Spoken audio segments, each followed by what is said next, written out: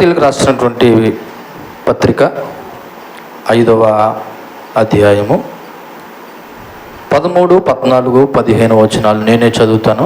ఒకసారి మీరు అలాగనూ ఉన్నదో లేదన్నది మీరు గమనించండి. గలతీయులకు రాసిన పత్రిక 5వ అధ్యాయము 13, 14, 15 వచనాలు. సహోదరులారా, మీరు స్వతంత్రులుగా ఉండుటకు పిలువబడితిరి. అయితే ఒక మాట, ఆ స్వాతంత్ర్యమును శారీరక క్రియలకు హేతువు చేసుకొనక ప్రేమ కలిగిన వారే ఒకనొకడు దాసులై ఉండుడి. ధర్మశాస్త్రం అంతయు నిన్ను వలె నీ పొరుగు వారిని ప్రేమించుమని ఒక్క మాటలో సంపూర్ణమైనది. అయితే మీరు ఒకడు ఖర్చుకుని భక్షించిన ఎడల మీరు ఒకని వలన ఒకడు బొత్తిగా నశించిపోదురేమో చూచు కొనడి అని 3 మాటలు ఉన్నాయి. ఈ 3 మాటల ద్వారా దేవుడు మనతో మాట్లాడేలాగున చిన్న ప్రార్థన చేసుకుందాం. ఏకీభవించాను. పరమందున మా తండ్రి, మీ శక్తివంతమైన ఘనమైన మహోన్నతమైన నామమునకు వందనాలు. ఈ ఉదయకాల సమయంలో మీ కృపాసనేతకు వచ్చిన మాతో మీరు మాట్లాడండి. మీ వాక్యం ద్వారా మమ్మల్ని దర్శించండి, ఆకర్షించండి, రక్షించండి. ఎందుకంటే వాక్యం మాత్రమే మా బ్రతుకులు మార్చగలదు, మాలో మారు మనసును తప్పించగలదు. కాబట్టి మీ వాక్యం ద్వారా మమ్మల్ని ఉదక స్నానం చేసి ఇందులో ఉన్న సత్యాన్ని గ్రహించే హృదయాలు మా అందరికీ దయచేయమని యేసుక్రీస్తు నామములో ప్రార్థన అడిగి వేడుకొంచున్నాం తండ్రి, ఆమేన్. ఒక యజమానుడి దగ్గర ఒక దాసుడు పనిచేస్తూ ఉన్నాడు. దాసుడు అంటేనే పనిచేసేవాడు అని అర్థం. అయితే రోమా ప్రభుత్వ సమయంలో కానీ లేదా ఆనాటి కాలంలో దాస్యత్వం అంటే చాలా కఠినంగా ఉండేది. ఎందుకంటే ఆ రోజుల్లో దాసులను లేదా ఈ దాసీలను సంతలో వస్తువులు కొనుక్కున్నట్టు మనుషులు కూడా కొనుక్కునేవారు. ఒక సంతలో పశువుని, ఎలాగైతే గేదెల సంతలో గేదెలని, మేకల సంతలో మేకలని అమ్ముతున్నట్టు ఆ రోజుల్లో మనుషులను కూడా కొనుక్కునేవారు, అమ్మేవారు. ఎందుకు కొనుక్కున్నవాడు ఆ వ్యక్తిని ఇంటికి తీసుకెళ్ళి ఏం చేసేవాడంటే, ఇంకా తన ఇంట్లో అడ్డమైన చాకరీ, అది సమయమా అసమయమా అని చూడకుండా ఇంక చెయ్యాలంతే. ఆడు బ్రతికనంత కాలము ఇంకా అక్కడే చెయ్యాలి. విచిత్రం ఏంటో తెలుసా? ఎంత కష్టపడి పని చేసినందుకు జీతం ఉంటుందా అంటే జీతం కూడా ఉన్నదంతే. కేవలం యజమాని తిండి మాత్రమే పెడతాడు.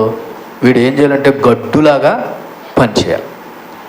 ఇలాగ గడ్డులాగా పనిచేస్తున్నట్టు ఒక దాసుడును లేదా ఒక దాసిని, ఒక బానిసను అదే పక్కింట్లో ఒక యజమానుడు చూస్తూ ఉన్నాడు. ఈ యజమానుడు ఈ దాసుడిని చాలా ఇబ్బంది పడేస్తున్నాడే, చాలా కష్టపడేస్తున్నాడే, పాపం కొద్దో గొప్ప వెసులుబాటు ఇచ్చి రెస్ట్ ఇస్తే బాగున్ను. నిజానికి దాసుడు పని చేయడమే అనుకో, కానీ ఈ పక్కింటి యజమానుడు ఇది చూస్తూ ఓ రోజున ఆ దాసుడితో అంటే ఆ ఇంట్లో పనివాడితో ఇలా మాట్లాడాడంట. నేను చూస్తున్నాను, నువ్వు చాలా కష్టపడుతున్నావు, అంతేకాదు మీ యజమానుడు నిన్ను చాలా ఇబ్బంది పెట్టేలాగా నీ చేత కష్టం చేయిస్తున్నాడు. అయితే ఎందుకనో నీ మీద నాకు ప్రేమ కలిగి ఒక పని చేయాలనుకుంటున్నాను. మీ యజమానుడు నేను ఎంతకైతే కొన్నాడో అంతకు మించి వెల చెల్లించి నేను నిన్ను కొనుక్కుంటాను. నువ్వు నా దగ్గరకు వచ్చి అంత కష్టపడవలసిన పని ఏమీ లేదు, అంత కష్టపడవలసిన పని ఏమీ లేదు. అలాగనే నీకు కష్టం కలిగించే పని కూడా నేను చెప్పను. కాకపోతే 2 పనులు. ఒకటి, నేను చెప్పిన పని చేయి, నీకు కావలసినంత స్వేచ్ఛ ఇస్తాను. ఎంత స్వేచ్ఛ అంటే నా ఇంట్లో కొడుకు ఎంత స్వేచ్ఛగా ఉన్నాడో అలాగని నిన్ను అని ఒక బానిసగా చూడకుండా నిన్ను కూడా అంతే స్వేచ్ఛగా నా ఇంట్లో ఉంది కానీ పని చేద్దు కానీ. కాకపోతే ఒక కండిషన్ ఏంటంటే స్వేచ్ఛ ఇచ్చానని చెప్పి, ఏమిచ్చానని? స్వేచ్ఛ ఇచ్చానని చెప్పి నువ్వు ఇష్టం వచ్చినట్టు నాకు ఇష్టం లేని పనులు మాత్రం చెయ్యకు. నేను చెప్పిన పనే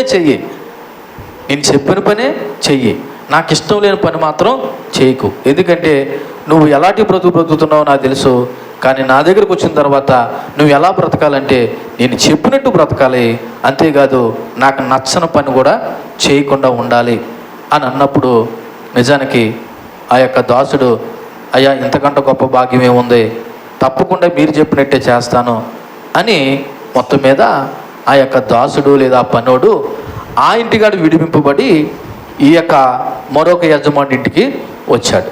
నేను ఎందుకు ఈ మాటలు చెప్పానంటే, ఇప్పుడు మనం చదవబడినటువంటి లేఖన భాగాలు ఉన్నాయి కదా, మీరు ప్రారంభమే 13వ వచనం ఇలా ఉంది, సహోదరులారా మీరు స్వతంత్రులుగా ఉండుటకు పిలువబడ్డారు. అయితే ఒక్క మాట, ఆ స్వాతంత్ర్యము శరీర క్రియలకు ఏం చేసుకోవద్దు, ఏతువ చేసుకోవద్దు అని రాయబడిన మాట. అంటే ఇక్కడ మీకు కొన్ని విషయాలు జ్ఞాపకం చేయాలి. మొదటగా ఇక్కడ అపోస్తలుడైన పౌలు ఈ 13వ వచనాన్ని ఏ విధంగా సంబోధించి ప్రారంభించాడంటే, సహోదరులారా అని సంబోధించాడు. నిజానికి సహోదరుడు అని ఎవరినంటారు? ఎవరినంటారు? మన ఇంట్లో వాళ్ళని ఏమంటాం? మా అన్నయ్య అండి, మా తమ్ముడండి, మా అక్కండి, మా చెల్లండి అని ఇంట్లో వాళ్ళని పిలుచుకుంటాము. మహా అయితే దగ్గర వాళ్ళని పిలుచుకుంటాం. కానీ ఇక్కడ అపోస్తలుడైన పౌలు గలతీయ ప్రాంతాల్లో ఉన్న సంఘస్థులు ఏమని సంబోధిస్తున్నాడంటే, సహోదరులారా అని సంబోధిస్తున్నాడు. అంటే దీన్ని బట్టి మనం అర్థం చేసుకునే విషయం తెలుసా, సంఘం అంటే ఏదో వచ్చి కూర్చుని వెళ్ళిపోయేది కాదు, కుటుంబము అని చెప్తున్నాడు. ఏం చెప్తున్నాడు? సంఘం అంటే ఏంటంట? కుటుంబం. ఒక కుటుంబంలో నీ తోడబుట్టిన వాడిని, తోడబుట్టిందని, సహోదరుడు సహోదరిని ఎంత ప్రేమగా సంబోధిస్తూ నువ్వు ప్రేమ కలిగి జీవిస్తున్నావో, సంఘములో కూడా నీవు ఒకరితో ఒకరు ఎలా ఉండాలంటే సహోదరులాగా ఉండాలి, సహోదరిలాగా ఉండాలి. కాబట్టి గమనించండి, ఈరోజున సంఘం అంటే ఏమైపోయిందంటే, ఏదో 10 మంది కూర్చుని, 30 మంది కూర్చుని, 100 మంది కూర్చుని ఏదో కొన్ని పాటలు పాడేసి వెళ్ళిపోయాము అనుకుంటున్నావో తప్ప సహోదరు ప్రేమ కనబట్టలేదు. ఏ ప్రేమ కనబట్టలేదు? నీ ఇంట్లో వాళ్ళనే కాదు ప్రేమించడం. మీరు గమనించండి, పూర్వదినాల్లో ఒకవేళ కులాన్ని బట్టి, మతాన్ని బట్టి, బంధుత్వాన్ని బట్టి ప్రేమించారేమో, అది తప్పు అని నేను అంటలేదు. కానీ నూతన నిబంధన ప్రకారం నువ్వు సంఘంలో ఉన్న ప్రతి ఒక్కరిని ఎలా భావించాలో తెలుసా? నీ కుటుంబం కింద భావించాలి. ఎలా భావించాలి? నీ కుటుంబం కింద భావించవలసిన అవసరత ఉంది. కాబట్టి ఇక్కడ మొదటగా మనం గుర్తు చేసుకోవాల్సిన విషయం ఏంటంటే, సహోదరులారా అని అపోస్తలుడైన పౌలు సంబోధించడానికి కారణం ఏంటంటే, ఇక్కడ సంఘం అంటే ఏంటి? సంఘం అంటే ఈ మైకులు గడితే బాగా వస్తుంది. హల్లెలూయా. సంఘం అంటే ఏంటో తెలుసా? ఒక కుటుంబము. సంఘం అంటే ఏంటి? ఒక కుటుంబము. అంతే తప్ప సంఘం అంటే ఏదో కొంచెంసేపు కూర్చొని మా పని అయిపోయింది, ఇంకా ఆరాధించేసాము, అయిపోయింది, వెళ్ళిపోతాము కాదు. సంఘం అంటే ఒక కుటుంబంలో అందరూ ఎలా కలిసిమెలిసి ఉంటారో, సంఘంలో ఉన్న వాళ్ళందరూ కూడా ఎలా ఉండాలి? సహోదరులాగా ఉండాలి. సరే, ఇప్పుడు సహోదరులారా అని సంబోధిస్తూ 13వ వచనంలో మీరు స్వతంత్రులుగా ఉండడానికి పిలువబడితిరి. మనం ఎందుకు పిలువబడ్డామంటే స్వతంత్రులుగా ఉండడానికి పిలువబడ్డాం. ఏంటి ఈ స్వాతంత్ర్యం? అసలు మనల్ని ఎవరు పిలిచారు అంటే, ఈ గలతీయులకు రాసిన పత్రిక 1వ అధ్యాయము 6వ వచనంలోనే రాయబడిన మాట, క్రీస్తు కృపను బట్టి మిమ్మును పిలిచిన వానిని. అసలు అంటే మనల్ని ఎవరు పిలిచారనమాట? క్రీస్తు పిలిచాడు. ఎలా పిలిచాడు? ఆయన కృప. ఎవరు కృప? ఆయన కృప. ఇందాక చెప్పినటువంటి ఆ ఉపమానంలో ఆ మొదటి యజమానుడు ఆ దాసుడిని ఎంతో కష్టపడుతుంటే పక్కనున్న యజమాని ఏమన్నాడు? ఒరే, నువ్వంటే నాకు ప్రేమ కలిగింది, నువ్వు అక్కడ చాలా కష్టపడుతున్నావు, నీకు విడుదల ఇవ్వాలనుకుంటున్నాను, నా ఇంటికి వచ్చి పని చేయి, కాకపోతే అక్కర్లాగా నువ్వు అంత కష్టపడవలసిన పని లేదని ఈ యజమానుడు ఈ దాసుడి పట్ల ఏం చూపించాడు? ప్రేమ చూపించాడు, కృప చూపించాడు. అలాగే తండ్రి అయిన దేవుడు లేదా ప్రభు అని యేసుక్రీస్తు మన పట్ల ఏం చూపించాడంటే కృప చూపించి ఏమిచ్చాడంట? స్వాతంత్రం ఇచ్చాడు. ఏమిచ్చాడు? స్వాతంత్రం. ముందు మనం ఎటువంటి వారమో తెలుసా? ఇదే గలతీయులకు రాసిన పత్రిక 4వ అధ్యాయము చూడండి. మనం ముందు 3వ వచనంలో, అటువలే మనము బాలురమైనప్పుడు లోక సంబంధమైన మూలపాఠముకు లోబడి ఏమై ఉన్నాము? మనము దాసులమై ఉన్నాం. అంటే ఒక బానిసలమై ఉన్నాం. కానీ దేవుడు ఏం చేశాడంట? 4వ వచనంలో చెప్పబడినట్లు, కాలము పరిపూర్ణమైనప్పుడు దేవుడు తన కుమారుని పంపి స్త్రీయందు పుట్టి, ఇదిగో మనము దత్తపుత్రులను కావాలని దేనికి లోబడ్డాడంటే ధర్మశాస్త్రానికి లోబడి మనల్ని ఎలా చేశాడు తెలుసా? కుమారులుగా అంగీకరించి చివరికి ఎలా మార్చాడంటే వారసులుగా మార్చాడు. ఎలా మార్చాడు? వారసులుగా మార్చి మనకి ఏమిచ్చాడో తెలుసా? స్వాతంత్ర్యం ఇచ్చాడు. ఏమిచ్చాడు? స్వాతంత్ర్యం ఇచ్చాడు. అందుకే గలతీయులకు రాసిన పత్రిక 5వ అధ్యాయము 1వ వచనం ఈ విధంగా సంబోధించబడింది, కాబట్టి ఈ స్వాతంత్రం అనుగ్రహించును క్రీస్తు మనల్ని ఎలా చేశాడు అంటే, ఈ స్వాతంత్రం అంతా ఎవరిచ్చారు? భారతదేశానికి వచ్చిన స్వాతంత్రం గురించి నేను మాట్లాడట్లేదు. యేసు ప్రభునందు మనం ఏమై ఉన్నామంటే స్వతంత్రులమై ఉన్నాము. ఒకప్పుడు మనము దాసులము. ఏ విషయంలో దాసులము? ఒకసారి ఎపిసోడ్ రాసిన పత్రిక 2వ అధ్యాయము పక్కన మనం చదివితే 1వ వచనంలోనే, మీ అపరాధముల చేతను పాపముల చేతను సచ్చిన వారే ఉండగా యేసుప్రభు మనల్ని ఏం చేశాడంటే బ్రతికించాడు. ఏం చేశాడు?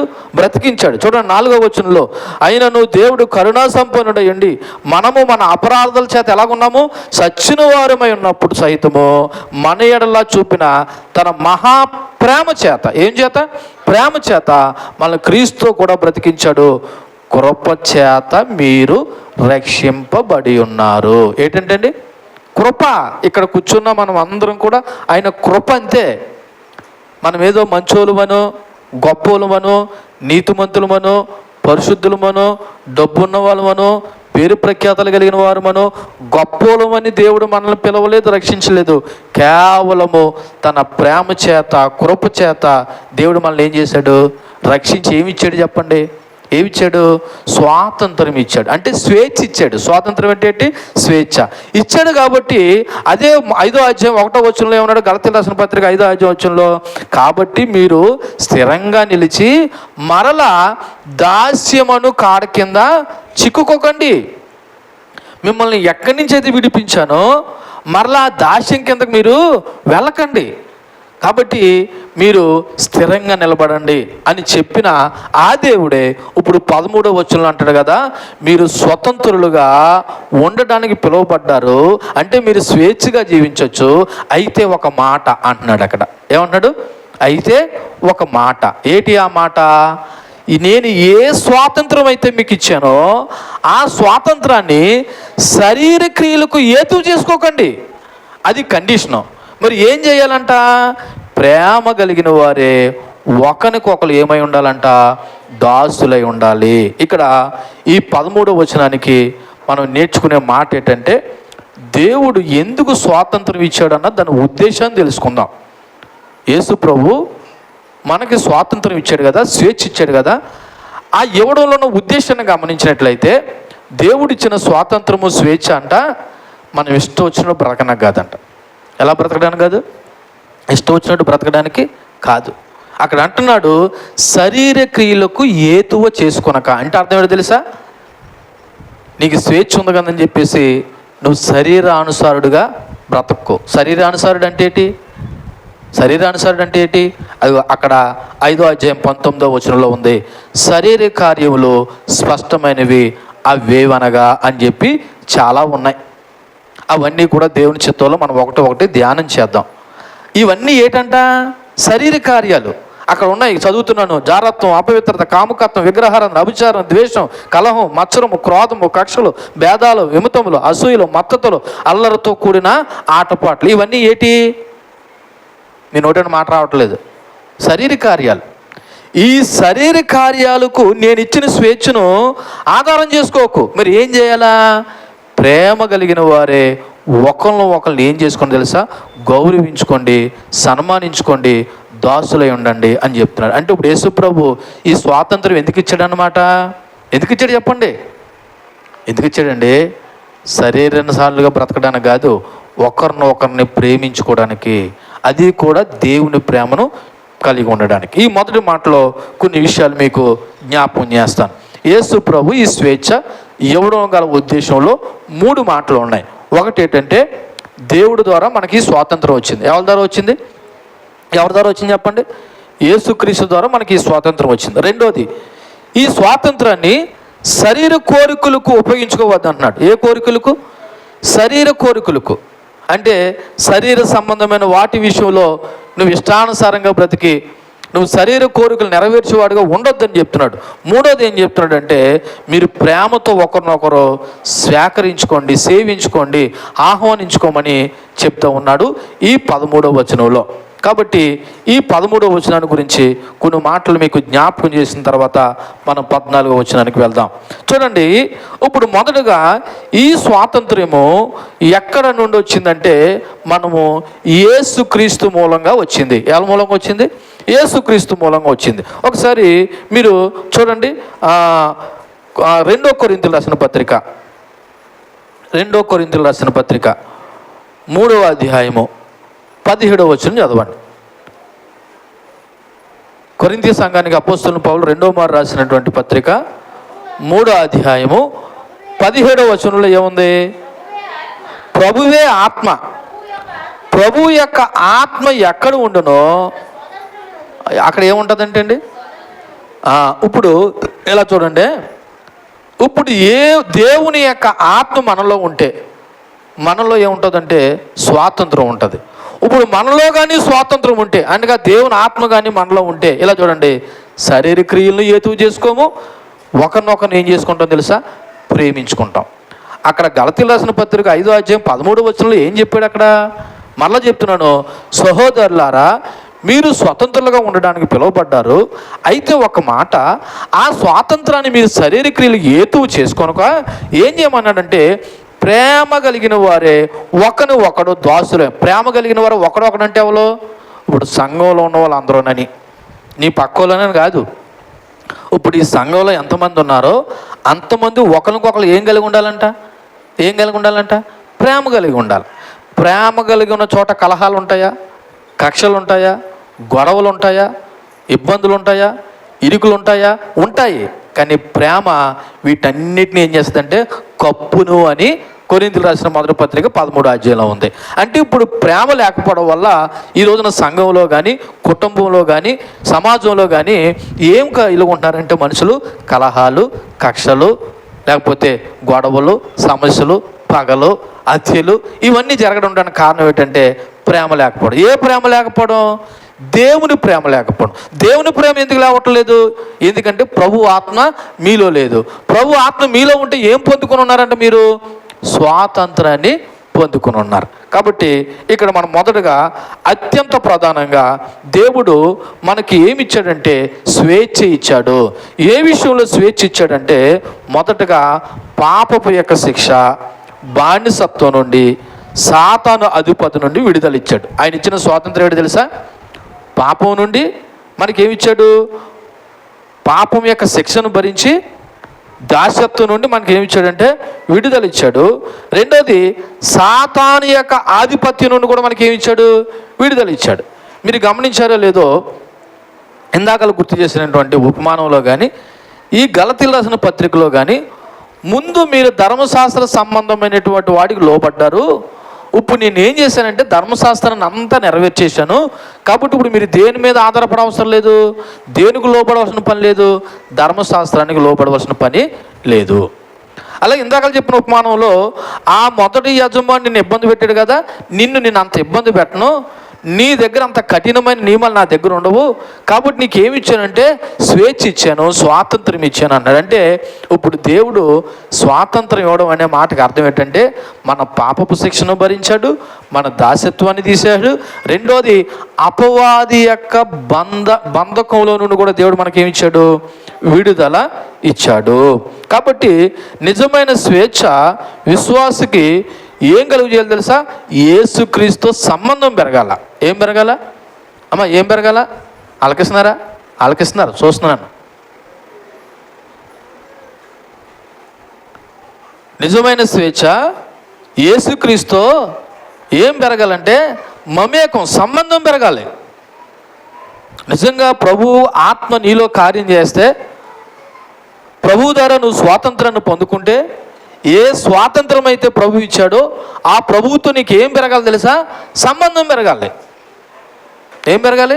సంబంధం పెరగాలి. మీకు అర్థమయ్యేలా చెప్పాలంటే, మీరు ఎవరో సందర్భాన్ని బట్టి అవసరాన్ని బట్టి మీకు గొప్ప సహాయం చేశారు. ఆ సహాయం చేసిన వ్యక్తితో నీ యొక్క సంబంధం ఏమవుతుంది? పెరుగుతుందా తరిగిపోతుందా?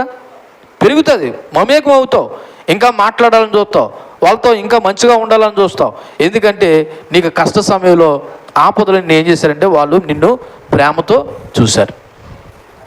ఇప్పుడు దేవుడు మూలంగా నువ్వు స్వాతంత్రాన్ని పొందుకుంటే నీకు దేవుడితో ఏం పెరగాలి? సంబంధం లేదా పెరగాలి. ఆయన ఆత్మను పొందుకోవడం నువ్వులో మొదలవుతుంది. ఆయన ఆత్మను పొందుకోవడం ఏమవుతుంది? మొదలవుతుంది. ఎప్పుడైతే ఆత్మ సంబంధమైన బానిసత్వం నుండి విడుదల పొందావో విశ్వాసం అంట ఎలా చూడండి, పరిశుద్ధాత్మ సహవాసంలో. ఏ సహవాసంలో? అప్పుడు దాకా ఉన్నట్టుండడు ఆ వ్యక్తి. అతని సహవాసం మారిపోతుంది, ఆయన క్రియలు మారిపోతాయి, ఆయన పద్ధతులు మారిపోతాయి, ఆయన మాట తీరు, ఆయన ముందులాగా ఉండడు. పరిశుద్ధాత్మ సహవాసంలో ఆయన మార్గదర్శకత్వానికి విధేయత చూపిస్తాడు. అంటే ఎలా చూడండి, నా వైపు ఒక వ్యక్తి మార్పు చెందాడంటే ఆళ్ళలో వచ్చే మార్పు తెలుసా? ఇంతవరకు నా ఇష్టానుసారంగా నేను బ్రతికాను, ఈసారి నుంచి నా ఇష్టం నెరవేర్చుకోను, మీకు విధేయత చూపిస్తాను, మీ మార్గదర్శకత్వంలో పనిచేస్తాను, మీరు నడవమన్న విధానంలో నడుస్తాను. ఇలాంటి మార్పు వాళ్ళలో కలిగిందంటే వాడి హృదయంలో ఏం జరిగింది తెలుసా? ఆత్మకార్యం జరిగిందని అర్థం. ఏ కార్యం జరిగింది? ఆత్మకార్యం జరిగింది. దేవుడు ఆ వ్యక్తిలో నివాసం చేస్తున్నాడని మనం గమనించాలి.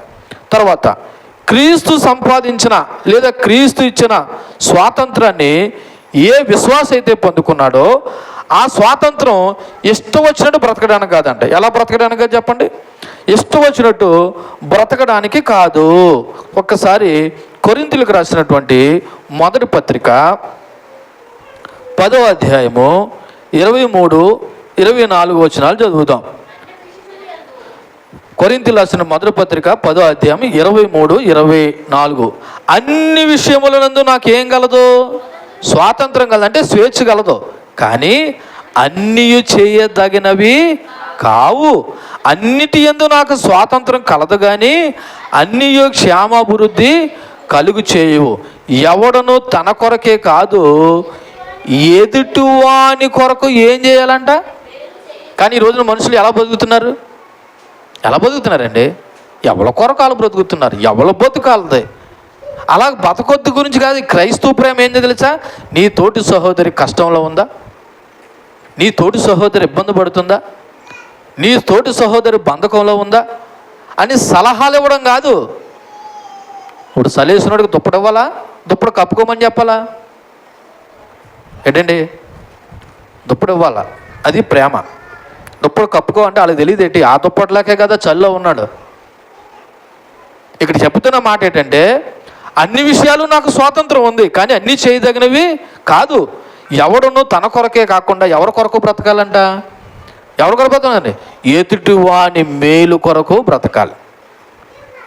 అందుకే క్రైస్తవ జీవితం అంటే నా మట్టుకేదో నేను ప్రభువు నమ్ముకున్నాను, నా భక్తి ఏదో నేను చేసేసాను, నా మట్టుకు నేను తినేసాను, నా మట్టుకు సంపాదించింది దాచేసుకున్నానన్న దాని గురించి కాదు. ఎదుటి వాని మేలు కొరకు నీ ధనాన్ని కూడా ఇవ్వాలి, నీ వస్తువులు కూడా ఇవ్వాలి, కొంత సమయం స్పెండ్ చేయాలి, వాళ్ళతో మాట్లాడాలి, వాళ్ళ క్షేమం కోరుకోవాలి, వాళ్ళ ఇబ్బందుల్లో ఉండాలి. ఇది నువ్వు మారేవడానికి మార్పు. ఏంటి? నువ్వు మారేవడానికి మార్పు. ఈ విధమైన లక్షణాలు నీలో లేవంటే అర్థం ఏంటో తెలుసా? నువ్వు మారలేదని అర్థం. ఇంకా చూడండి, తను చేయవలసింది చేయడానికే. అంటే అసలు యేసు ప్రభు యొక్క స్వేచ్ఛను పొందుకున్నాడు. ఎందుకున్నాడో తెలుసా? రోమాపత్రిక 6వ అధ్యాయము 18 వచనం చూడండి. 18వ వచనం, 6వ అధ్యాయం 18వ వచనం. పాపము నుండి విమోచింపబడి నీతికి దాసులైతిరి, ఇందుకు దేవుని స్తోత్రం. మీరు శరీర బలహీనతను బట్టి మనుష్య రీతిగా మాట్లాడుచున్నాను. ఏమనగా అక్రమం చేయుటకే అపవిత్రతకు అక్రమమునకు మీ అవయవాలని దాసులుగా ఎలాగ అప్పగించుతారో అలాగే ఇప్పుడు పరిశుద్ధత కలుగుటకే. ఏం కలగడానికి? పరిశుద్ధత కలుగుటకే ఇప్పుడు మీ అవయవాల్ని దేనికి అప్పచెప్పుకోండి? నీతికి దాసులుగా అప్పచెప్పండి. నేను ఏం చెప్పదలిచానంటే ఇలా చూడండి, దేవుని యొక్క ఆత్మకార్యం మీలో జరిగితే మీరు శరీర క్రియలకు ఏతువు చేసుకోరు. మీరు దేవుళ్ళకి దాసులుగా మారతారంటే నీతికి దాసులుగా మారతారు. అంటే ఇప్పుడు మీ శరీరము, మీ అవయవాలు, మీ చూపు, మీ తలంపులు, మీ మాటలు ఎవరికి అప్పచెప్పుకుంటారు? నీతికి అప్పచెప్పుకుంటారు. అదే కదా ఇప్పుడు 13 అన్నారు. కాబట్టి ఒక మాట చెప్తున్నాను, ఈ స్వాతంత్రాన్ని మీరు శారీరక క్రియలకు ఏం చేసుకోవద్దు? ఏతు చేసుకోవద్దు. ఒకప్పుడు ప్రభువుని ఎరగకముందు ఒకవేళ మీ శారీరక క్రియలు అలాగే చేశారు అనుకుందాం, కానీ ఇప్పుడు మీరు ప్రభువు చేత పాపం నుండి విమోచింపబడ్డారు కాబట్టి మీరు ఏమై ఉండాలి తెలుసా? నీతికి దాసులై ఉండాలంటున్నాడు. ఏమై ఉండాలంటున్నాడు? నీతికి దాసులై ఉండాలంటున్నాడు. అంతేకాదు మరొక మాట కూడా చెప్తున్నాను, దేవుడు కానీ నీకు నిజంగా స్వాతంత్రం కానీ నువ్వు పొందుకుంటే ఇలా చూడండి, నీలో కలహాలు కూడా ఉండకూడదు. ఏముండకూడదు? కలహాలు ఉండకూడదు, కక్షలు ఉండకూడదు. ఆ మాటను కూడా మనం ధ్యానం చేద్దాం. చూడండి, అంతేకాకుండా చూడండి, క్రైస్తవ స్వాతంత్రం అంట విశ్వాసిని దేవుని సేవకే పురుకొలుపుతుందంట. ఏంటండి? దేవుని సేవ కంటే పాస్టర్ గారు చేస్తారండి, మేము ఎందుకు చేస్తామని అని అనుకుంటున్నారా? ఒకసారి చూడండి, తెస్సలోనికీయులకు రాసినటువంటి మొదటి పత్రిక 1వ అధ్యాయము 9వ వచనం చూడండి. తెస్సలోనికీయులకు రాసినటువంటి మొదటి పత్రిక 1వ అధ్యాయము 9వ వచనం.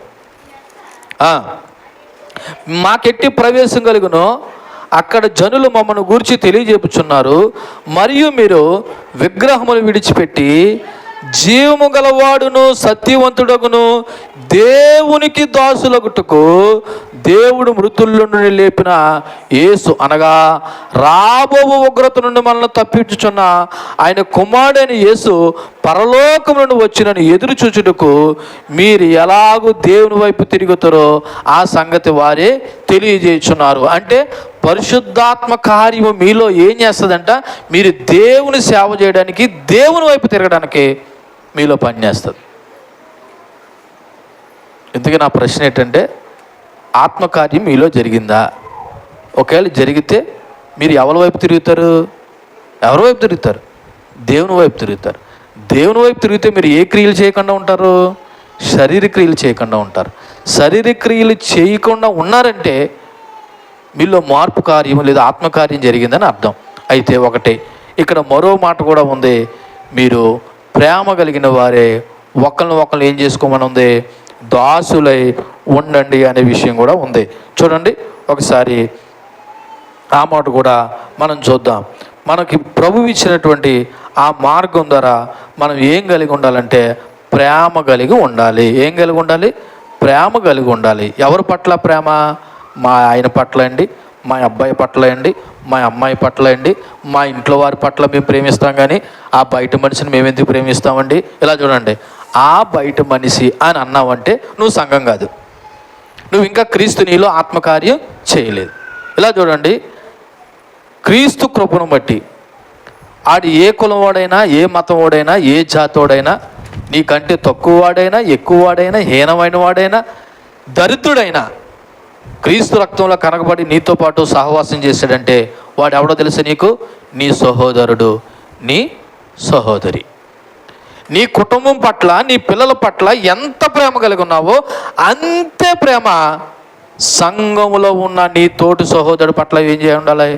కలిగి ఉండాలి. ఇలా చూడండి, నా వైపు మీకు అర్థమయ్యేలా చెప్తున్నాను, అర్థం కావాలని చెప్తున్నాను. ఉదాహరణ, ఇప్పుడు నీ పిల్లలకి ఇష్టమైనవి, నీ ఇంట్లో వాళ్ళకి ఇష్టమైనవి ఏదో నీకు తెలుసు, అంతే ఇష్టంగా, అంతే ప్రేమతో నీ సంఘం వారి యొక్క ఇష్టాలు కూడా నువ్వు గౌరవించాలి, తెలుసుకోవాలి.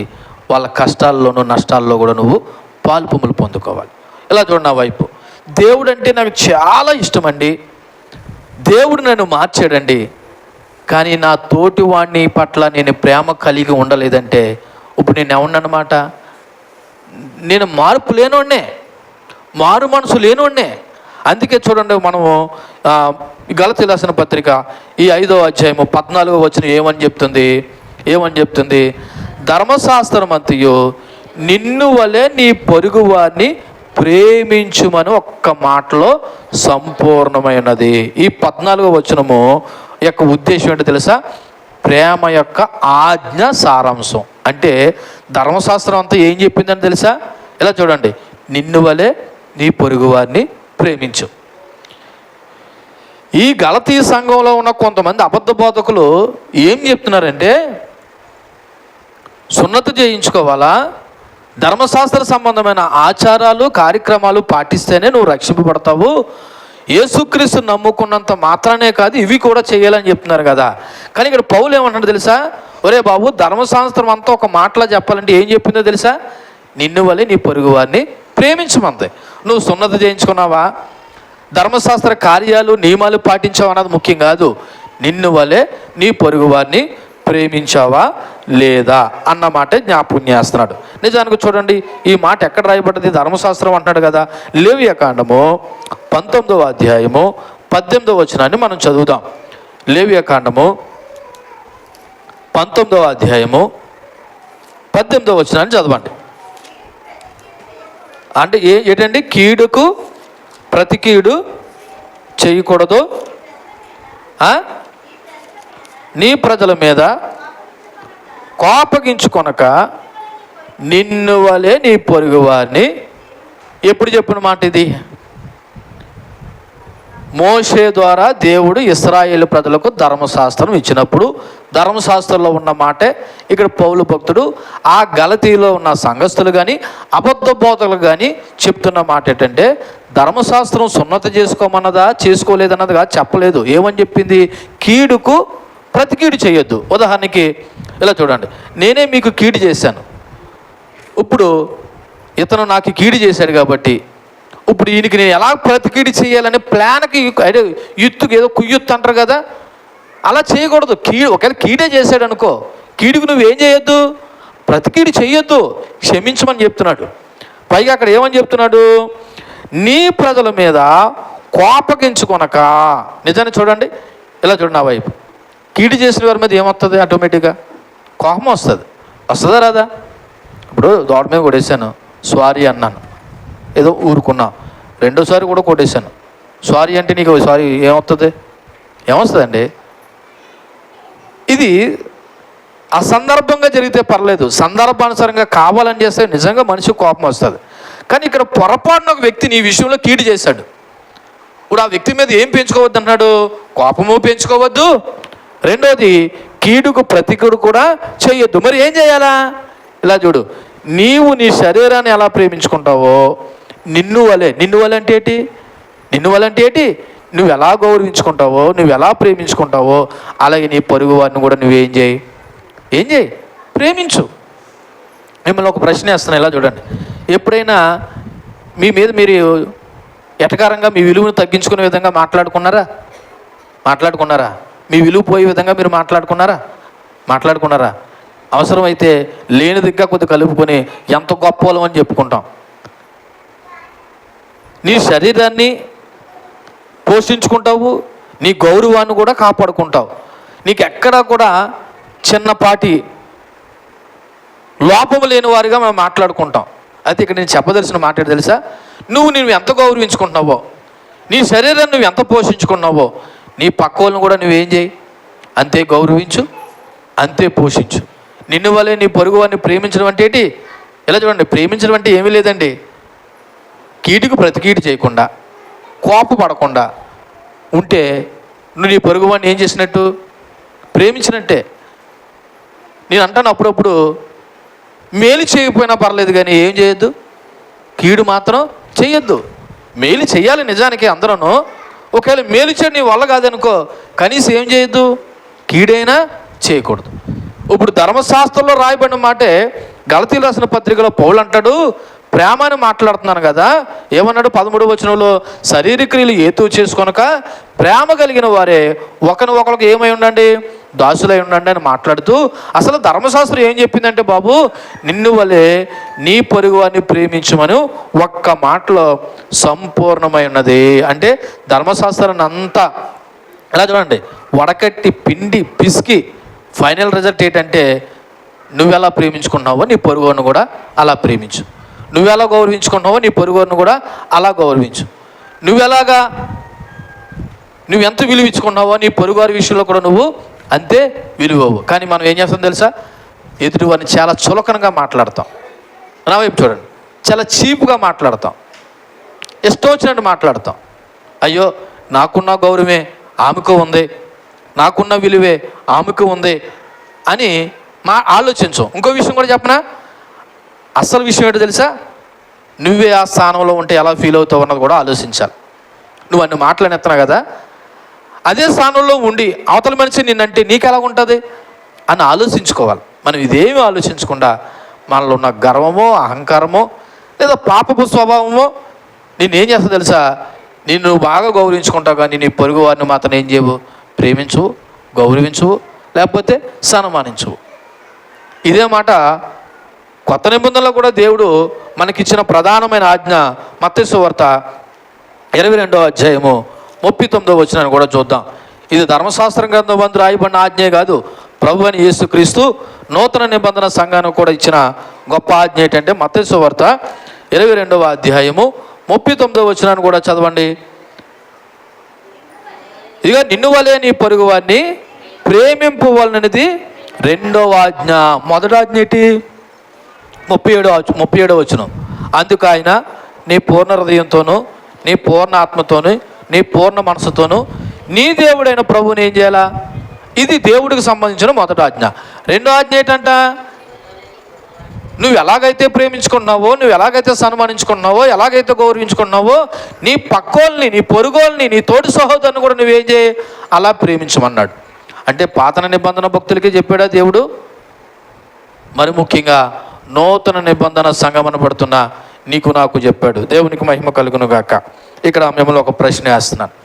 ఎంతమంది మీరు ఒకరినొకరు ప్రేమించుకుంటున్నారు, ఒకరినొకరు గౌరవించుకుంటున్నారు, ఒకరినొకరు సన్మానించుకుంటున్నారు అన్నది ఆలోచన చేయండి. ప్రేమించుకోలేకపోయినా, సన్మానించుకోలేకపోయినా, గౌరవించలేకపోయినా, ఇప్పుడు ఇలా చూడండి, దేవుని ఆత్మకార్యం మనలో జరగలేదు. నువ్వు ఇంకా చెప్పాలంటే నువ్వు బానిసత్వంలోనే ఉన్నావు. ఎక్కడున్నావు? దాస్యత్వంలోనే ఉన్నావు. ఎందుకని? నిజంగా దేవుని చేత స్వాతంత్రం పొందుకున్నవాడు అయితే ఎదుటివారి మీద పగా పెట్టుకోవు, కక్ష పెట్టుకోవు, మాట్లాడకుండా మానేవు, లేకపోతే గౌరవించుకోకుండా ఉండవు. ప్రేమిస్తావు, సన్మానిస్తావు, ఒకరినొకరిని ఆదరించుకుంటారు కూడా. ఇది నీలో లేదంటే నీలో మార్పు లేదు, మారు మనసు లేదు, నీకు ఇంకా దేవుడిచ్చిన స్వాతంత్రాన్ని అనుభవించట్లేదు. రోమీయులకు రాసిన పత్రిక 13వ అధ్యాయము 8వ వచనాన్ని ఒకసారి చదువుదాం. రోమీయులకు రాసినటువంటి పత్రిక 13వ అధ్యాయము 8వ వచనం. 13.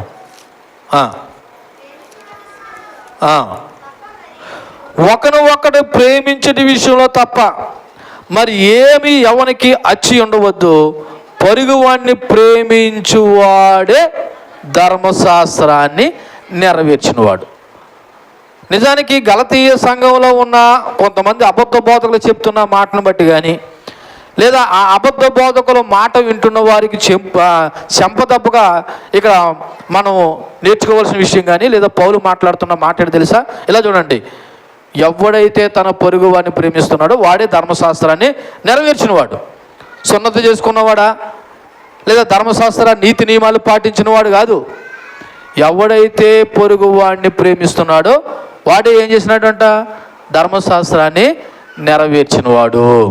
ఇక్కడ ఇంకో విషయం మీకు జ్ఞాపకం చేస్తున్నాను, నా వైపు చూడండి. అక్కడే రాయబడిన మాట ఇలా చూడండి, దేని విషయంలో అచ్చు ఉండొద్దు అన్నాడు తెలుసా? అచ్చు అంటే ఏంటి? బాకీ ఉండొద్దు అన్నాడు. దేని విషయంలో బాకీ ఉండదు తెలుసా? ప్రేమ విషయంలో బాకీ ఉండకూడదంట. అంటే అర్థం ఏంటో తెలుసా? ఈమె నన్ను ఎంత ప్రేమిస్తుంది తెలుసా, ఈమె కంటే ఎక్కువ నేనేం చేయాలా? ప్రేమించాలి. ఇప్పుడు ఎవరి దగ్గర అప్పు తీసుకున్నాం, ఆ అప్పు బాకీ మనం ఏం చేయకూడదు? తప్పకుండా ఒక రోజున తీర్చేయాలి. దొబ్బేయకూడదు, తీర్చకుండా ఉండకూడదు, అచ్చు ఉండకూడదు. ఇక్కడ పౌలు భక్తులు ఏం చెప్తున్నారు తెలుసా? ప్రేమ విషయంలో అచ్చు ఉండకండి. ఆమె నిన్ను అంతగా ప్రేమిస్తుందా? అంతకు మించి దేవుడు నిన్ను ఏం చేయమన్నాడు? ఆమెని ఇలా ఊహించుకోండి ఒకసారి. ఇలా చూడండి, ఊహించుకోవడం కాదు, నిజంగా జరగాలి. ఇలా ఇక్కడ ఉన్న వాళ్ళందరూ ఒకళ్ళని అంతా ప్రేమించుకుంటే సంఘంలో కలహాలు ఉంటాయా? గొడవలు ఉంటాయా? సమస్యలు ఉంటాయా? ఇబ్బందులు ఉంటాయా? రాజకీయాలు ఉంటాయా? సొనుగులు ఉంటాయా? ఉండవు. ఎందుకు ఉండవు అంటే ఒకళ్ళనొకళ్ళు ఏం చేసుకుంటున్నారు? ఒకళ్ళకి మించి ఒకళ్ళు ఏం చేసుకుంటున్నారు? ప్రేమించుకుంటున్నారు. అసలు ఈ గొడవలకి, కలహాలకి, కక్షలకి, కార్పణ్యాలకి కారణం ఏంటో తెలుసా? ప్రేమ లేకపోవడం. ఎందుకు ప్రేమ లేదంటే దేవుని ఆత్మని నీలో లేదు కాబట్టి. నీలో ఏం లేదు? ప్రేమ లేదు. ప్రేమ ఎప్పుడైతే లేదో నీలో ఇవన్నీ మొదలవుతాయి. ఇవన్నీ మొదలయ్యంటే సంఘంలో ఐక్యత ఉండవలసిన పోయి ఏమవుతుందో తెలుసా? అనైక్యత మొదలవుతుంది. ప్రేమ ఉండవలసిన పోయి ఏం మొదలు తెలుసా? కష్టాలు పెరిగిపోతాయి, పగలు పెరిగిపోతాయి, కలహాలు పెరిగిపోతాయి. ఇలాగ జరగడం వల్ల ఏం జరుగుతుందో చూడండి. 15వ వచనంలో చెప్తున్నాడు. ఎక్కడ? గలతీయులకు రాసిన పత్రిక 5వ అధ్యాయము 15వ వచనం. అయితే మీరు ఒకని ఒకడు కరుచుకుని భక్షించిన యెడల మీరు ఒకని వలన ఒకడు బొత్తుగా నశించిపోదురేమో చూచుకొనుడి. అయితే అని మొదలెట్టాడు. ఎక్కడ? ఎన్నో వచనంలోనూ? 15వ వచనంలో. ఈ 15వ వచనంలో ఉద్దేశం ఏంటో తెలుసా? సంఘంలో ప్రేమ ఐక్యత యొక్క ప్రాముఖ్యత. సంఘంలో ఏముండాలంటే అండి? ప్రేమ ఐక్యత యొక్క ప్రాముఖ్యత. ఒకవేళ సంఘంలో ప్రేమ ఐక్యత లేకపోతే వచ్చే పరిణామాలు, ప్రమాదాల గురించి చెప్తున్నాడు ఇక్కడ. వచ్చే పరిణామాలు లేదా ప్రమాదాలు. 13వ వచనం ఏం చెప్పారంటే యేసు ప్రభు స్వాతంత్రం ఎందుకు ఇచ్చాడు అన్న ఉద్దేశం చెప్పాడు. 14వ వచనంలో ఏం చెప్పాడంటే అసలు ధర్మశాస్త్రం యొక్క సారాంశం ఏంటంటే ఒకరిని ప్రేమించుకోవడం అని చెప్పాడు. ఇప్పుడు 15వ వచనంలో ఏం చెప్తుందో తెలుసా? సంఘంలో ఏముండాలంట? ప్రేమ ఐక్యత ఉండాలి. అది కానీ లేకపోతే దానివల్ల వచ్చే ప్రమాదాల గురించి, పరిణామాల గురించి చెప్తున్నాడు. ఇక్కడ మీరు గమనించారో లేదో 15వ వచనంలో అయితే మీరు ఒకరు ఖర్చుకోవడం అంటే ఏంటి? పక్కన ఎలా చెయ్యటి ఖర్చేయడం అనుకుంటున్నారా? మీరు ఎప్పుడైనా క్రూర మృగాలు చూసారా? క్రూర మృగాలు అంటే ఏంటి? పులి కానీ సింహం కానీ వేటాడిని జంతువుని ఏం చేస్తుంది? ఖర్చుకుని ఏం చేస్తుంది? అది క్రూరమృగం. దానికి ప్రేమ లేదు, జాలి లేదు, దయ లేదు. కానీ సంఘం క్రూరమృగం లాంటిది కాదు కదా. సంఘం ఏం కలిగి ఉండాలా? ప్రేమ కలిగి ఉండాలా, ఐక్యత కలిగి ఉండాలా. కానీ విచిత్రం ఏంటో తెలుసా? ఇలా చూడండి. ఏ సంఘంలో అయితే ప్రేమ లేదో, ఏ సంఘంలో అయితే ఐక్యత లేదో ఆ సంఘంలోనంట ఒకరినొకరు ఖర్చుకుని భక్షించుకుని తింటారంట. అంటే ఏంటి తెలుసా? ఖర్చుకుని భక్షించుకుని అంటే తెలుసా? ఆ సంఘంలో ఇలా చూడండి, కలహాలు, కక్షలు, ఒకరంటే ఒకరు పడలేకపోవడం, ఒకరంటే ఒకరు మాట్లాడలేకపోవడం, ఒకరంటే ఒకరు ప్రేమ కలిగి ఉండకపోవడం, ఒకరంటే ఒకరు గౌరవించుకోలేకపోవడం. ఇవన్నీ ఏమి లేకపోవడం వల్ల? ప్రేమ ఐక్యత లేకపోవడం వల్ల. మీరు గమనించారో లేదో ఆ 15వ వచనం మీద ప్రత్యేకంగా ఒక బుక్ ఒక భక్తుడు రాశాడు. మీరు చదివేరే లేదో ఇక్కడ ఏముంది తెలుసా? మీరు ఒకడు ఖర్చుకుని భక్షించిన యెడల అని ఒక్క గలతీయులకు రాసిన పత్రిక 5వ అధ్యాయం 15వ వచనం మీద ఈ బుక్ అంతా రాయబడి ఉంది. ఈ బుక్ మన మీటింగ్లో నేను కొని తెచ్చాను. ఈ బుక్ అంతా ఇప్పుడు చెప్పాలంటే అయ్యే పని కాదు. కానీ ఈ బుక్లో ఉన్న సారాంశాన్ని, కలహాల పరిష్కారానికి బైబిల్ సూత్రాలు, అసలు సంఘంలో కలహాలకి ఏమైతే ఉన్నాయో వాటి వాక్యానుసారంగా పరిష్కారం కొరకని ఈయన 10 మాటలు జ్ఞాపకం చేశాడు. ఎన్ని మాటలు జ్ఞాపకం చేశాడు? 10 మాటలు. అసలు ఈ కలహాలకి, చీలికలకి కారణం ఏంటన్నది ఒకసారి జ్ఞాపకం చేస్తూ ఈ బుక్లో ఉన్న కొన్ని మాటలను మీకు జ్ఞాపకం చేస్తాను. అసలంట నా వైపు చూడండి ఒకసారి. మనిషి కలహంలోకి తోసివేసేది పాపం. మనిషిని కలహంలోకి తోసివేసేది ఏంటి? పాపం. ఎప్పుడైతే మనిషి జీవితంలో ఒక పాపం వచ్చిందో కలహం వస్తుంది. కలహం ఎప్పుడైతే వచ్చిందో గొడవ కూడా వస్తుంది. ఉదాహరణకి ఏదైనా తోటలో ఆదామములు చాలా చక్కగా బ్రతుకుతున్నారు. వాళ్ళ జీవితంలోకి ఏమొచ్చిందంటే సాతాను అనబడుతున్న పాపం వచ్చింది. ఏమొచ్చింది? పాపం వచ్చింది. ఎప్పుడైతే పాపం వచ్చిందో ఆదామవ్వల మధ్య ఏమొచ్చింది తెలుసా? ఏమొచ్చింది? గొడవ వచ్చింది. వాళ్ళు ఎక్కడ గొడవ ఆడుకున్నారండి, మేము చూడలేదండి అని అనకండి. ఒకసారి చూద్దాం, చూడండి వాళ్ళు ఎలాగా గొడవ ఆడుకున్నారో లేదా ఏ రకమైన కలహం వచ్చిందో ఒకసారి ఆదికాండము 3వ అధ్యాయము చూడండి 9వ వచనం. దేవుడైన యెహోవా ఆదామును పిలిచి నువ్వు ఎక్కడున్నావు అని నేను. అందుకు అతడు నేను తోటలో నీ స్వరం ఉన్నప్పుడు దిగంబరగా ఉంటిని కనుక భయపడి దాక్కుంటున్నా నేను. అందుకు ఆయన నువ్వు దిగంబరు అని నీకు తెలిపిన వాడు ఎవడు? నువ్వు తినకూడదని నేను నీకు ఆజ్ఞాపించిన వృక్షఫలములు తింటివా అని ఎవరిని అడిగాడు? ఆదాముని అడిగాడు. అందుకు ఆదాము ఏమంటాడంట? నాతో ఉండుటకు నువ్వు నాకు ఇచ్చిన ఈ స్త్రీయే ఈ వృక్షఫలములు కొన్ని నాకు ఈగా నేను తిన్నాను. అంటే ఇప్పుడు ఎప్పుడైతే పాపం వచ్చిందో భార్య భర్తల మధ్య ఏమొచ్చిందంటే గొడవ వచ్చింది. ఇప్పుడు ఆదాం ఎవరి మీద పెడేస్తున్నాడు? అవ్వ మీద పెడుతున్నాడు. అవ్వ ఎవరి మీద పెడుతుందో చూడండి 13వ వచనం. అప్పుడు దేవుడైన యెహోవా స్త్రీతో, నువ్వు చేసినది ఏమిటనడగా ఈ స్త్రీ వాళ్ళతో చెప్తుంది, సర్పము నన్ను మోసపిచ్చింది. అంటే ఇలా చూడండి, నా వైపు ఎప్పుడైతే మనిషి హృదయంలో పాపం వస్తుందో తర్వాత ఏం మొదలవుతుంది? కలహం మొదలవుతుంది. ఎప్పుడైతే కలహం మొదలైందో ఆ ఇంట్లో ఏమొస్తాయి? ఇంట్లోనే కదా, సంఘంలో కూడా ఏమొస్తాయి చెప్పండి? గొడవలు వస్తాయి. ఎన్ని సంఘాలు గొడవలు ఆడుకుని విడిపోలేదు, ఎన్ని సంఘాలు కొట్లాడుకుని విడిపోవట్లేదు, ఎన్ని సంఘాలలో కొంతమంది ఇంకా మాట్లాడుకోకుండా కలహాలతో ఉండి కలిసి కొట్టగలేదు. వీటంతటికీ కారణం ఏంటి తెలుసా? పాపము. ఏంటి? పాపము హృదయంలో ఉన్నప్పుడు కలహం ఏర్పడుతుంది. ఆ కలహము గొడవకు తీసుకెళ్తుంది. మీకు ఇంకా అర్థమయ్యేలాగా ఇంకో మంచి ఎగ్జాంపుల్ ఇస్తాను. రెండో ఎగ్జాంపుల్ ఏంటి తెలుసా? కయ్యాన్ అనేవాడు ఏబేలుని ఏం చేశాడు తెలుసా? ఏం చేశాడు? చంపేశాడు. చంపేయడానికి కారణం ఏంటి? కలహం, అసూయ, ద్వేషం. ఆడి చంపడానికి కారణం ఏంటంటే వాడి హృదయంలో ప్రేమ ఉండవలసింది పోయి ఏముందంటే పాపం ఉంది. ఎప్పుడైతే పాపం ఉందో వాడి హృదయంలో కలహం పెరిగిపోయి, కక్ష పెరిగిపోయి ఏం చేసుకున్నారు తెలుసా? ఆ తమ్ముడిని ఏం చేశాడు? చంపేశాడు. నేను ఈ మాటలు మీకు ఎందుకు జ్ఞాపకం చేస్తున్నానో ఒకసారి మీరు ఆలకించండి.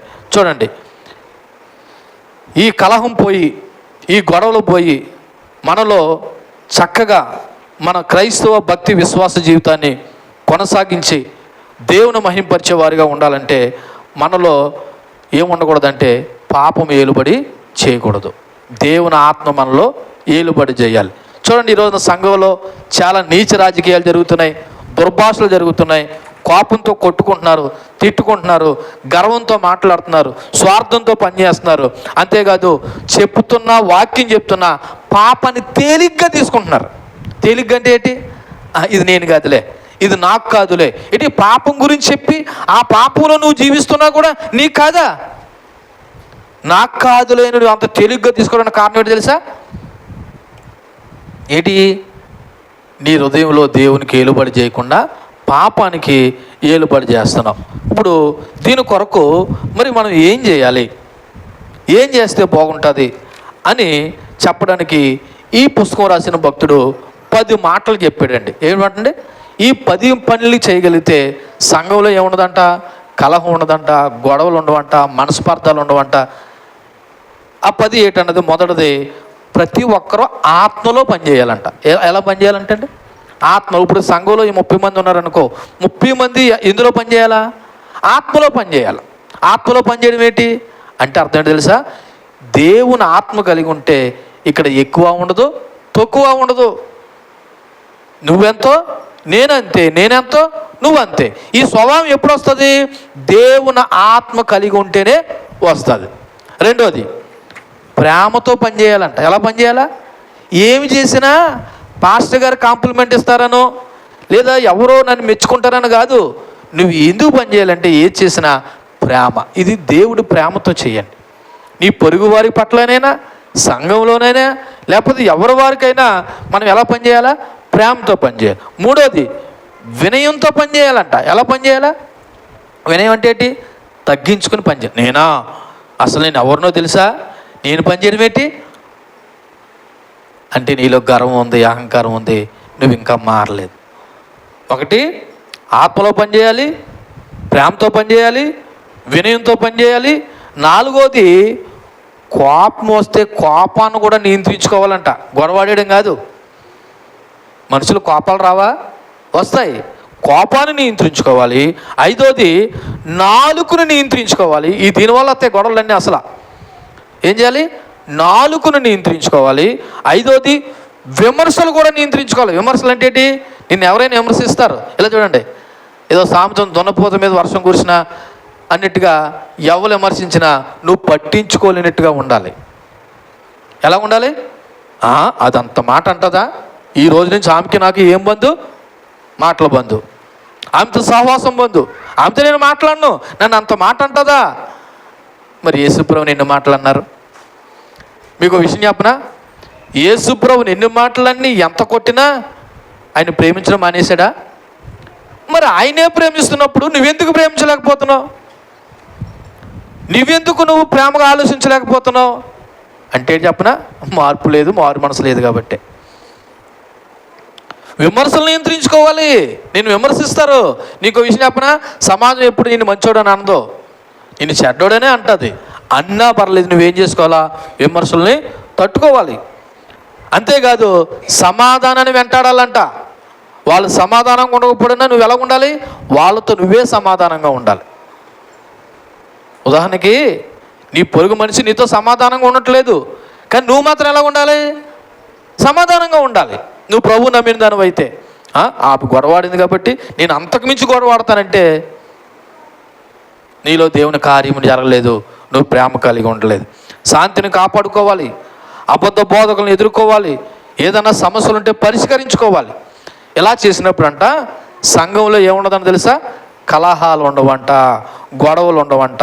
ఇప్పుడు చదివినటువంటి మాటలోకి వద్దాం. గలతీయులకు రాసిన పత్రిక 5వ అధ్యాయము 15వ వచనం. అయితే మీరు ఒకని ఒకడు కరుచుకుని భక్షించిన ఎడల, అంటే ఏంటి? ప్రేమ లేకుండా ఆమెదో మాట అన్నదను నువ్వేదో మాట అన్నవని ఆమె, అతనేదో తిట్టాడను నువ్వేదో తిట్టావని, ఇవన్నీ ఎక్కడ మాట్లాడుకుంటున్నారు? సంఘములో ఉన్న సభ్యులు ఒకరినొకరు ప్రేమించుకోవడంలో ఒకవేళ మీరు కానీ దిగజారిపోతే, మనం కానీ దిగజారిపోతే ఆ సంఘంలో ఏమవుతాయంట? ఒకరినొకరు కరుచుకుని భక్షించారంట. ఇలా చూడండి నా వైపు. నేను ఎవరితో మాట్లాడకుండా అందరితో గొడవడితో కూర్చున్నాను అనుకో, ఇంక నేను ఎవరిని సంపాదిస్తాను? నేను ఎవరిని మందిరంలో నడిపించగలుగుతాను? అలాగే మీరు కూడా ఎవరితో సంఘంలోతో ఎవరితో మాట్లాడకుండా గొడవడతా కూర్చున్నారనుకో, ఇప్పుడు ఒకరినొకరు ఏం చేసుకున్నట్టంట? భక్షించుకున్నట్టంట. భక్షించుకోవడం అంటే ఏంటి? ఎవరికి వాళ్ళు ఏం చేసుకుంటున్నారు? తినేసుకుంటున్నారు. ఇలా కానీ కంటిన్యూగా సాగితే చూడండి, అక్కడ రాయబడిన మాట, ఒకరిని మీరు కరుచుకుని భక్షించిన యెడల మీరు ఒకరిని ఒకడు బొత్తిగా నశించిపోతారేమో. ఇలా చూడండి, ఆమంటే ఏం పడదు, ఏమంటే ఆమె పడదు, ఆమంటే ఆమె పడదు. ఇలా మొత్తానికి ఇలా పడలేని జంటలు కొన్ని ఉన్నాయి ఇక్కడ. ఇక టోటల్గా చెప్పాలంటే ఈ సంఘం ఎలాంటిది అనమాట. ఇప్పుడు ఊహించుకుంటే ఒకరు ఏం చేసుకున్నారంటే భక్షించుకుని తినేసుకున్నారు. పేరుకి మాత్రం సంఘం, కానీ ఇక్కడ ఏమి లేదనమాట. ప్రేమ లేదు, ఐక్యత లేదు, సమాధానం లేదు. అందుకే చెప్తున్నాను, ఈ 15వ వచనం ఏం చెప్తుందంటే సంఘంలో ఏముండాలా? ప్రేమ ఉండాలా, ఐక్యత ఉండాలి. ఒకవేళ పొరపాటున ప్రేమ కానీ ఐక్యత కానీ లేకపోతే ఒకడు ఏం చేసుకుంటారని తెలుసా? భక్షించుకుని ఖర్చుకుని తినేస్తే ఏమీ మిగలదో, అలాగే సంఘంలో కూడా ఎవ్వరూ కూడా ఆ ప్రేమానురాగాలు లేక ఒక సింహము కోరమృగము ఒక జంతువు తినేసినట్టు సంఘంలో తినేస్తారంట. ఇలా చూడండి నా వైపు. ఎవరో బయట వాళ్ళు వచ్చి తినేయడం కాదు, ఎవరో బయట వాళ్ళు వచ్చి పాడు చేయడం కాదు. సంఘంలో వాళ్ళు ఏం చేస్తున్నారు? తినేస్తున్నారు. ఎలా తినేస్తున్నారు? ప్రేమ లేకపోవడం వల్ల, ఐక్యత లేకపోవడం వల్ల. అలాగా చివరికి సంఘం ఏమైనా మిగులుతుందండి? సంఘంలో ఎవరన్నా ఇంకా ప్రేమ కలిగిన వారు ఉంటారా? ఉండరు. అందుకే మీరు చాలా జాగ్రత్తగా ఉండమని చెప్తున్నాడు 15వ వచనంలో. అయితే మీరు ఒకరినొకడు కరుచుకుని భక్షించిన యెడల మీరు ఒకని వలన ఒకడు బొత్తిగా నశించిపోదురేమో చూచుకొనుడి. అక్కడ ఒక వార్నింగ్ కనబడుతుంది. ఏం కనబడుతుంది? వార్నింగ్, జాగ్రత్త. నువ్వు మాట్లాడలేకపోవడం వల్ల, నువ్వు ప్రేమ కలిగి ఉండలేకపోవల్ల ఒకరిని పోగొట్టుకుంటున్నావేమో, ఒకరిని కోల్పోతున్నావేమో, ఇలాగ సంఘంలో ఒకరిని బట్టి ఒకరు నశించిపోతున్నారేమో. దానికి కారణం నువ్వు కాకూడదని దేవుడు చెప్తున్నాడు. దానికి కారణం ఎవరు కాకూడదు? నువ్వు కాకూడదు. మళ్ళీ చెప్తున్నాను, 13వ వచనం, 14వ వచనం, 15వ వచనం ముగిస్తున్నాను. అంటున్నాడు 13వ వచనంలో, సహోదరులారా మీకేమి ఇవ్వబడ్డది? స్వాతంత్రం ఇవ్వబడ్డది, స్వేచ్ఛ ఇవ్వబడ్డది. కానీ ఈ స్వాతంత్రాన్ని మీరు ఏది ఆధారం చేసుకోవద్దు? శారీరక క్రియలు ఆధారం చేసుకోకుండా ఏం కలిగి ఉండండి? ఒకళ్ళు ప్రేమ కలిగి ఉండండి. అసలు ధర్మశాస్త్రం అంతా ఏం చెప్పిందంటే నిన్ను వలె నీ పొరుగు వారిని ప్రేమించమని చెప్పింది. ఇలాగ సంఘంలో ప్రేమ ఐక్యత లేకపోతే ఒకరినొకరు ఏం చేసుకుంటారో తెలుసా? భక్షించుకొని తినేస్తారు. ఈ 13, 14, 15 వచనాల యొక్క సారాంశం ఏంటంటే ఇలా చూడండి, సంఘములో ప్రేమ కలిగి ఐక్యత కలిగి జీవించండి. ఎవరైతే పొరుగువారిని ప్రేమిస్తున్నాడో వాడే దేవుని మాటను ఆలకిస్తున్నాడు, దేవుని మాటను గౌరవిస్తున్నాడు. ఎవడైతే పొరుగువారిని ప్రేమించట్లేదో, గౌరవించట్లేదో, సన్మానించట్లేదో, మాట్లాడలేదో, కలహాలతో ఉన్నారో, కక్షలతో ఉన్నారో, వీళ్ళెవ్వరూ కూడా దేవుని యొక్క ఆజ్ఞను పాటించటం లేదు, గౌరవించట్లేదు. కాబట్టి నేను స్వాతంత్రం ఇచ్చింది మీ ఇష్టానుసారంగా నచ్చిన వాళ్ళతోనే, కష్టమైన వాళ్ళతోనే నేను బాగా ఉంటాను, మిగిలిన వాళ్ళతో నేను సరిగా ఉండను అనుకుంటే నేను అలా ఉండట్లేదు కదా మీ పట్ల అంటున్నాడు దేవుడు. దేవుడు నువ్వు బాగున్నావని ప్రేమించాడా? నువ్వు పరిశుద్ధుడు అని ప్రేమించాడా? నీతిమంతుడు ప్రేమించాడా? నిజం చెప్పాలంటే మనకు అంత పాపులు ఎవరమో లేము. అయినా సరే దేవుడు మనల్ని ఏం చేయడు? ప్రేమించాడు. కానీ నువ్వేం చేయలేకపోతున్నావు? నీ పొరుగు వారిని ప్రేమించలేకపోతున్నావు. అందుకే ప్రేమ కలిగి ఉండండి, సంఘంలో ఐక్యత కలిగి ఉండండి, ఒకరినొకరు గౌరవించుకోండి.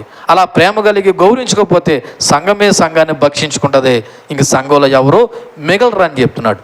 కాబట్టి సంఘమా, దేవుడు చెప్తున్న మాట చెప్తున్నాను, దేవుడు మనం స్వేచ్ఛ ఇచ్చాడు, స్వాతంత్రం ఇచ్చాడు.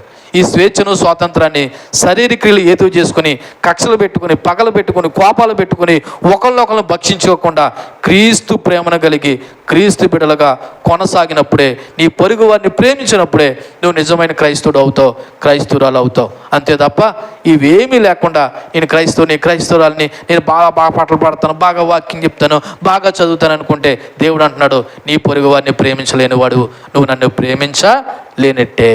ఇంకో మాట కూడా చెప్తున్నాడు దేవుడు, కనబడుతున్న నీ సహోదరుని ప్రేమించలేని వాడివి, కనబడను నన్ను కూడా నువ్వేం చేయలేనట్టు? ప్రేమించలేనట్టే. కనబడుతున్న నీ సహోదరుని ప్రేమిస్తే కనబడని నన్ను కూడా నువ్వేం చేసినట్టు? ప్రేమించినట్టే. కానీ ఈరోజు ఎంతమంది ప్రేమ కలిగి ఉంటున్నారు? ఎంతమంది ఐక్యత కలిగి ఉంటున్నారు? ఎంతమంది సమాధానం కలిగి ఉంటున్నారు? ఎంతమంది ఒకరితో ఒకరిని గౌరవించుకుంటున్నారు అన్నది ఆలోచన చేయండి. నేను అట్లీస్ట్ అందరూ కాకపోయినా సంఘం లోపలైనా ఇది లేకపోతే ఆ సంఘము ఒకళ్ళొకళ్ళు ఖర్చుకుని, భక్షించుకుని ఎవరికి వాళ్ళే పాడు చేసుకుంటున్నారు. దీని మూలంగా ఏమవుతుందో తెలుసా? క్రీస్తు నామాన్ని అవమానపరుస్తున్నాం, దేవుణ్ణి దూషించిన వారు అవుతున్నారు. ఎందుకు ఇచ్చాడా దేవుడు మనకు స్వాతంత్రం? ఎందుకు ఇచ్చాడా? ఒకళ్ళని కొట్టుకోవడానికి ఇచ్చాడా? తిట్టుకోవడానికి ఇచ్చాడా? కలహాలకు ఇచ్చాడా? కక్షలకు ఇచ్చాడా? రాజకీయాలు చేయడానికి ఇచ్చాడా? దేవుడి స్వాతంత్రం లేదు కదా. ప్రేమ కలిగి ఆయన బిడ్డలుగా బ్రతకడానికి ఇచ్చాడు. అట్టి స్వాతంత్రము, అటు కృప దేవుడు మనకు అనుగ్రహించినప్పుడు ఆ ప్రేమ, ఆ ఐక్యత కలిగి సంఘంలో ఒకరినొకరు గౌరవించుకుని ప్రేమతో ముందు కొనసాగిపోదాం. దేవుడి మాటల మనలో దీవించి ఫలింపచేయనుగాక. ఆమేన్. కళ్ళు మూసుకోండి. చెప్పబడిన వాక్యాన్ని బట్టి మనం ప్రార్థన చేద్దాం. ఏమని ప్రార్థన చేస్తారో మీకు తెలుసని నేను అనుకుంటున్నాను.